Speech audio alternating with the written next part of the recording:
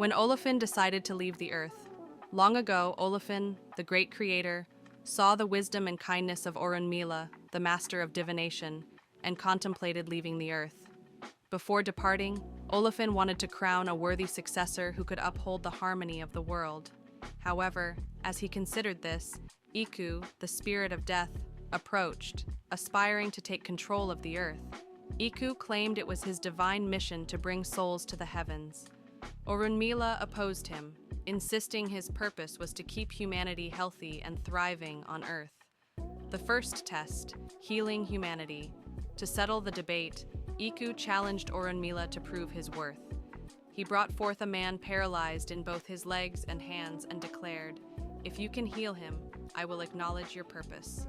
Orúnmìlà took his sacred staff, the Irofa, and his Iroki, and began chanting prayers with deep devotion. Before the eyes of all, the paralyzed man stood up, lifted his hands to the heavens, and gave thanks to Olofin for his miraculous healing.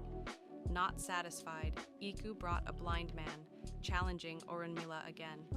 With the same dedication, Orúnmìlà invoked the power of Ifa, and the man's sight was restored. The crowd marveled, but Iku remained defiant.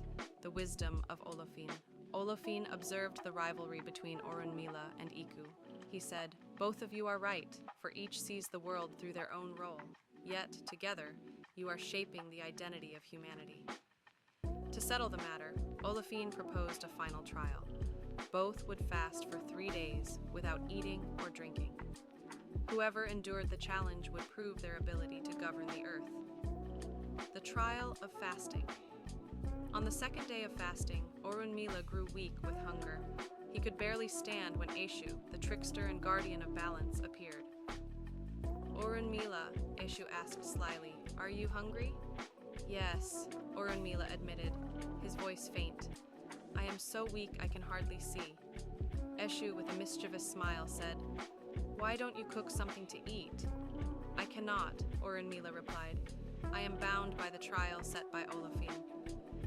Pleased by Orúnmìlà's honesty, Eshu said, "Do not worry. No one will know. I am the watcher of you all. Offer me 1 rooster as a sacrifice and cook 2 hens for yourself. Together, we will take the remains to the dump and no one will suspect a thing." Orúnmìlà agreed, and following Eshu's guidance, he prepared the meal. After eating, they carefully buried the leftovers and cleaned everything. Shortly afterward, Iku, ravenous with hunger, searched for food but found nothing. Desperate, Iku scoured the trash heaps, where Eshu was waiting. Caught scavenging, Iku failed the trial. Orúnmìlà's triumph. When the trial ended, Olofin saw the results and declared Orúnmìlà victorious. He commended Orúnmìlà's wisdom, honesty, and resilience, ensuring his rightful place as a protector and guide of humanity.